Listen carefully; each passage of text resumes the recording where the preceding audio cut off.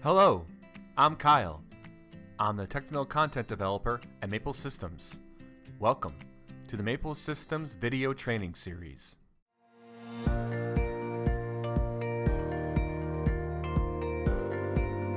In this video, I'll be showing you how to configure your analog input to read voltage and current set at 0 to 10 volts and 4 to 20 milliamps. I'll be using the Maple Modular PLC ES1616P with an I/O SA0400Y analog I/O card while utilizing a from application instruction in MapleLogic. Please keep in mind that you can also use the Maple Micro PLC, which has built-in analog I/O and will not need any expansion I/O modules. Please note that if you're using the Maple Micro PLCs to read the analog input, you will need to change the dip switch from voltage to current to get those values. The dip switch is located under a cover on the top of the Micro PLC. Also, for the Maple Modular PLCs, if you're using an I/O SA0800Y 8-channel analog current and voltage input module, you will also need to change the dip switch from voltage to current.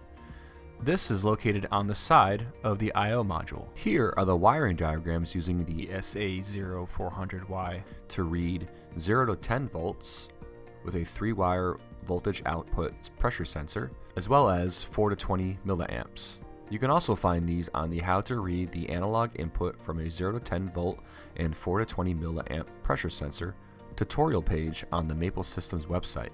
For 0 to 10 voltage, the positive end of the sensor will go into the positive end of the power supply, and then the load into V1 plus on the I/O module, and negative into COM on the I/O module. And also make sure that the PLC and the I/O are getting power from the power supply. So the positive end of the power supply going into the positive end of the PLC and the I/O, and the ground or negative going into the negative on the PLC and the I/O. For current, 4 to 20 milliamps, the positive end of the sensor going into the power supply, and the load going into I1 plus, which is the current, and then a jumper cable going into V1 plus. In order to get the current on the I/O module, you will need to have it jumpered from I1 plus to V1 plus. And then the negative on the sensor going into COM, and of course making sure your PLC and I/O are getting power from the power supply as well. Okay, so first thing we're going to do is create a scan program, and in our logic we are going to create a from instruction. So the from instruction reads a value of buffer memory and saves its value to the device address. So we are going to read a current value and voltage value on our I/O module. So a from instruction reads a value of the buffer memory and saves its value to the device address. So if there's a certain amount of voltage or current going into a module and you want to read that value, you would use a from instruction, and a to instruction would be used for sending a value to the module like an analog output. So a from instruction is typically used for an analog input, and a to instruction is typically used for an analog output. So first, let's right click on program, new program, and scan analog input, ID 1 we'll call it, hit OK. This is from the help guide. In the instruction you would type from, and then N1 represents the slot number of the module to be read. So the slot number we're using in this case will be 1. The buffer memory to be read is going to be 0 in this case, which is reading from channel 1 on the I/O module. And then the destination, we're just going to use a register D01, and then how many words to be read, so it'll be 1 word. So let's just give you an idea what we'll be doing. So now I'm going to first create a contact here, and I'm going to use F10, which is the always on, and then next you can either hit F10 or application instruction. This is where we're going to type that from instruction. So from, and then we're going to type H0001, which is the slot number, so that's referring to slot number 1, and then 0 because we're using channel 1. If you're using channel 2, it would be 1, and then it's going to be D01 which is where we're going to store it. And then number of words will be 1. So this, I'm going to be getting the 4 to 20 milliamp current value here. And then I also want to make one where we'll be getting the voltage value. So I'm going to create another rung, and I'll do another statement here. So from, and be the same slot number. And I'm going to be reading from channel 2 on the analog input, which is set up for voltage. D03, you can choose whatever you want. 1 word, hit enter. And so this will be reading the voltage.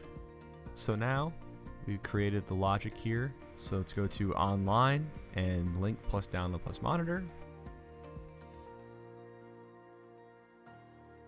Now we are online, and I'm going to use a signal generator to produce the current for 20 milliamps. I have it set in my signal generator, and I'm also going to do a voltage with my signal generator. But first, let's configure our I/O module. So let's double click on the mix module here, and here is where you configure your signal type. So channel 1, I have it configured to 4 to 20 milliamps and a value range from 0 to 16,000.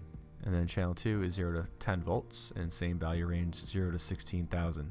So I'm going to go to status, and right now I want to read the milliamps. So I'm going to turn on my signal generator, and I have it set to 6 milliamps. And you can see that here. I'm going to go up to 15. You can see it change here. Go all the way up to 20 milliamps. And go back down to 5. So now I want to get my voltage reading. So same thing. Let's turn on the signal generator. Let's go up to 5 volts. And you can see it's set at 5 volts. Let's go all the way up to 10 volts. And let's go back down to 1 volt. You see that's recognized here. And that is all there is to it.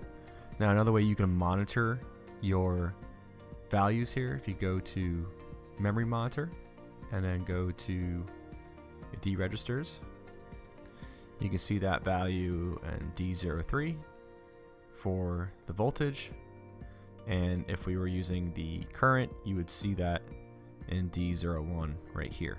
So this is how you configure your analog input and get the voltage reading for 0 to 10 volts and the current reading for 4 to 20 milliamps.